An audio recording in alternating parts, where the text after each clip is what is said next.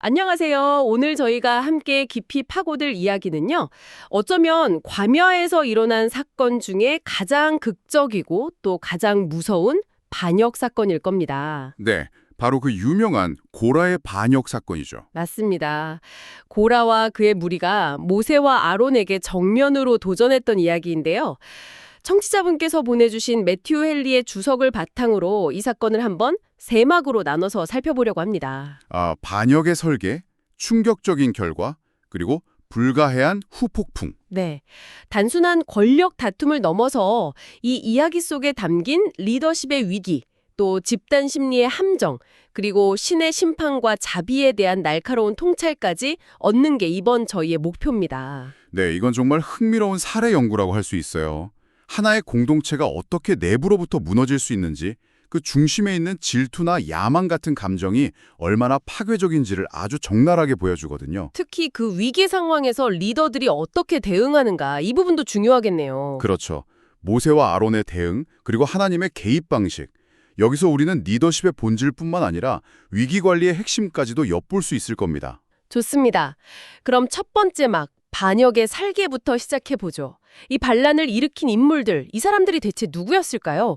민수기 16장을 보면 정말 놀라운 게 이 사람들이 무슨 소외계층이 아니에요. 완전 엘리트들이죠. 맞아요. 주동자인 고라는 레위 지파 사람인데 모세와 아론의 사촌이잖아요. 네, 혈통으로 보면 최고위층입니다. 그리고 다단과 아비람은 야곱의 장자였던 루벤 지파의 수장들이고요. 와, 여기에 또 이스라엘 각 지파에서 이름만 대면 알만한 지휘관 250명이 가세합니다. 각자 나름의 불만을 가진 권력자들이 손에 잡았다. 이렇게 볼 수 있겠네요.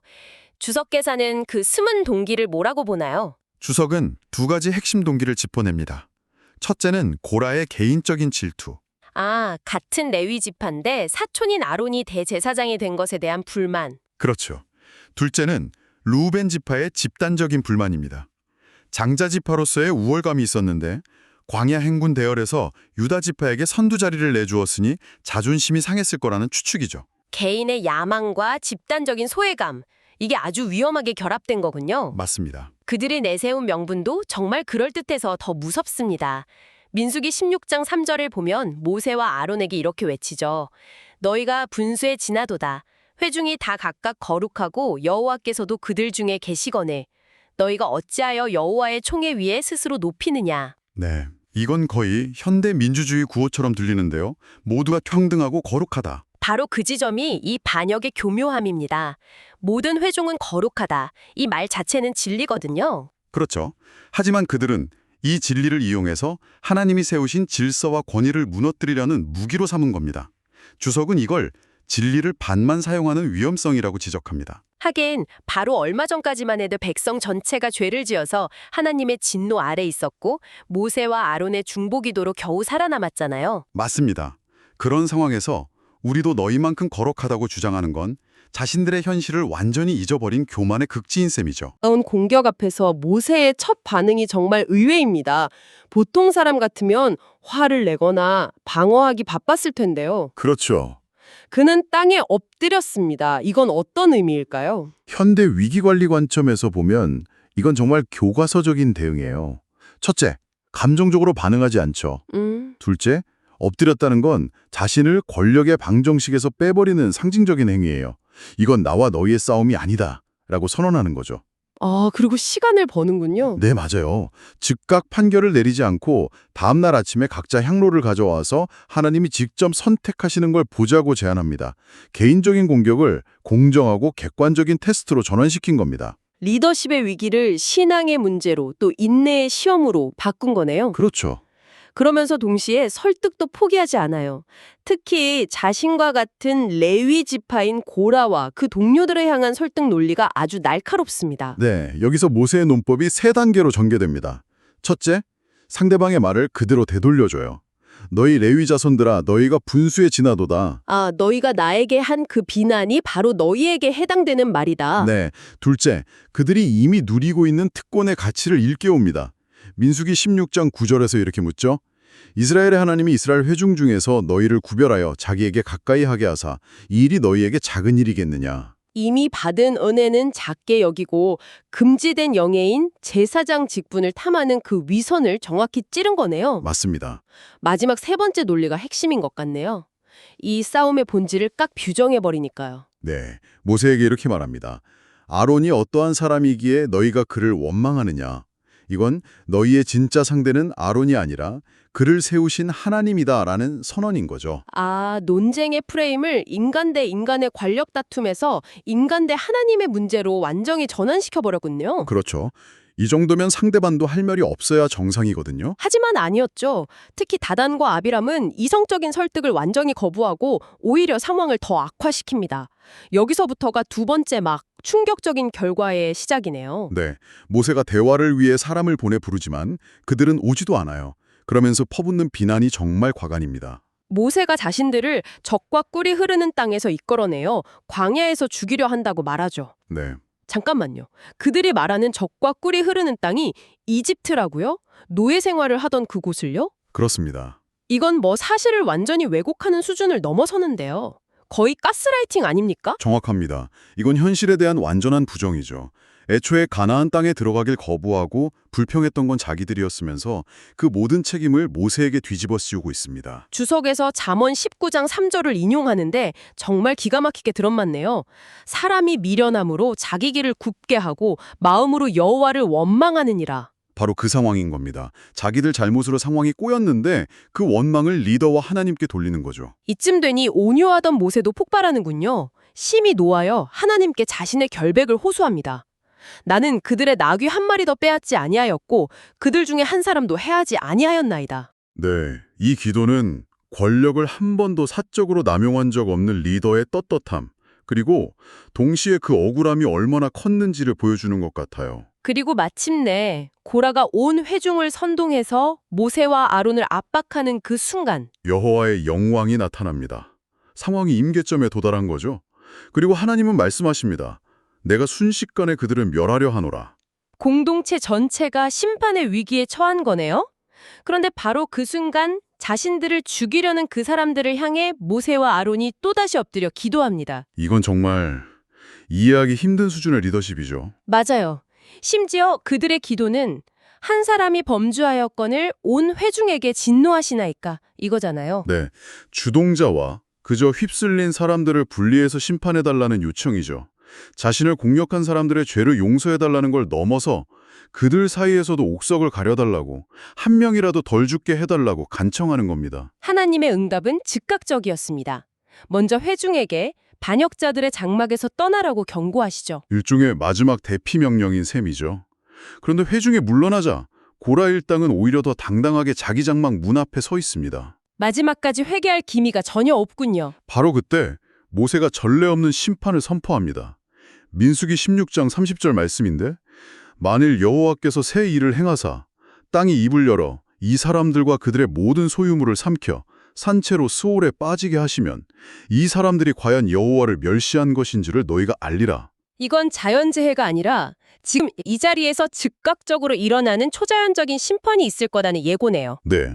그리고 그 말이 끝나자마자 땅이 정말로 입을 벌려 그들과 그들의 가족, 재산을 전부 삼켜버립니다. 상상만 해도 끔찍한데요. 동시에 회막 앞에서 분향하던 지휘관 250명에게는 하늘에서 불이 내려와 그들을 불사르고요. 이 심판 방식에 대해 주석이 아주 흥미로운 해석을 내놓습니다. 그들이 말, 즉 입으로 하나님을 거역하고 공동체 안에 분열의 틈을 만들었기 때문에 땅이 입을 열어 그들을 삼키는 틈으로 심판받았다는 겁니다. 아, 죄의 방식과 심판의 방식이 상징적으로 연결되어 있다는 거군요. 그렇죠. 그리고 심판으로 끝나는 게 아니라 하나님은 이 사건을 영원한 교훈으로 남기십니다. 불에 탄 그 250개의 향로를 전부 모아서 망치로 두드려 펴 제단을 쌓는 덮개로 만들라고 명령하시죠. 네, 이건 정말 역설적인 결과입니다. 반역과 불법의 도구였던 향로가 오히려 하나님의 질서를 확증하는 거룩한 제단의 일부가 된 겁니다. 이제 이 제단을 볼 때마다 이스라엘 백성들은 아론의 가문 외에는 누구도 하나님 앞에 함부로 나아갈 수 없다는 사실과 그 질서에 도전했던 자들의 끔찍한 최후를 대대로 기억하게 되겠네요. 경고의 기념물이 된 셈입니다. 자, 여기까지가 두 번째 막 충격적인 결과였습니다. 이 정도의 끔찍한 사건을 겪었으면 이제 공동체가 정신을 차리고 안정을 되찾아야 할 텐데 그게 보통의 생각이죠. 여기서 세 번째 막 불가해한 후폭풍이 시작됩니다. 정말 믿을 수 없는 일이 벌어지죠. 그렇습니다. 사건 바로 다음 날입니다.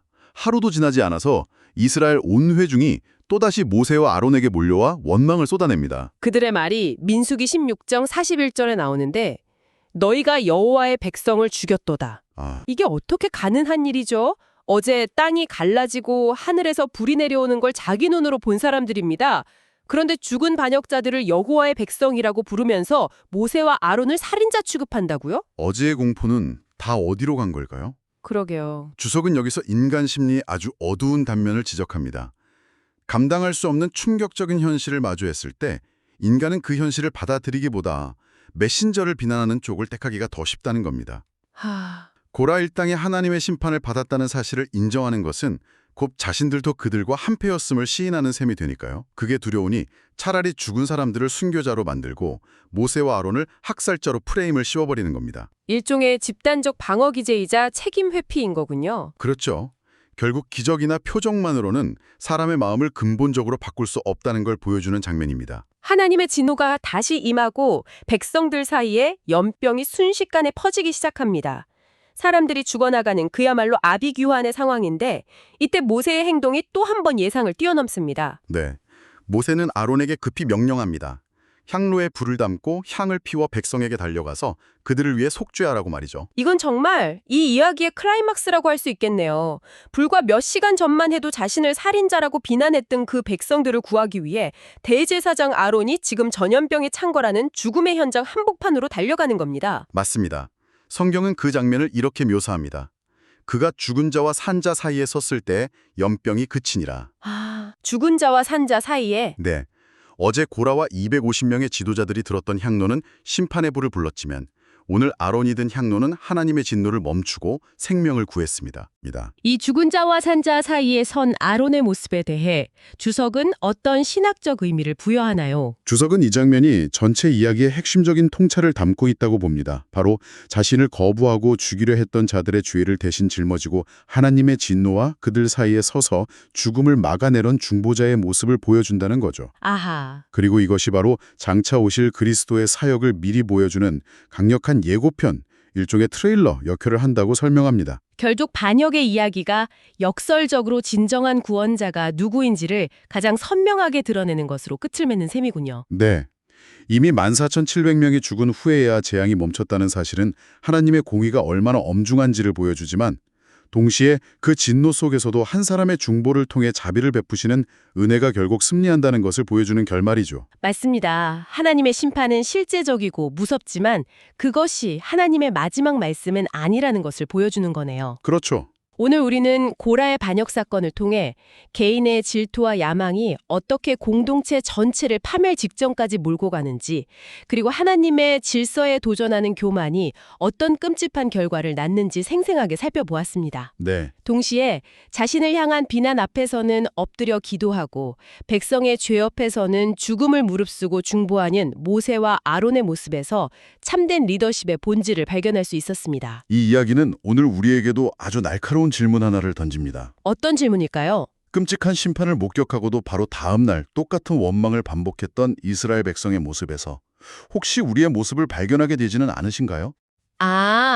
우리 삶에서 잘못된 선택이 불러온 명백하고 파괴적인 결과를 눈으로 보고도 우리는 그 책임을 다른 사람이나 환경에 돌리며 원망하는 쪽을 택하기 쉬울까요? 아니면 그 뼈아픈 경고를 통해 진정으로 배우고 돌이키는 쪽을 선택할까요? 어쩌면 진정한 변화는 눈앞의 기적적인 사건이 아니라 하나님의 자비를 구하며 겸손히 엎드려 죽은 자와 산 자 사이에 설 용기를 내는 것에서부터 시작되는 것일지도 모르겠습니다.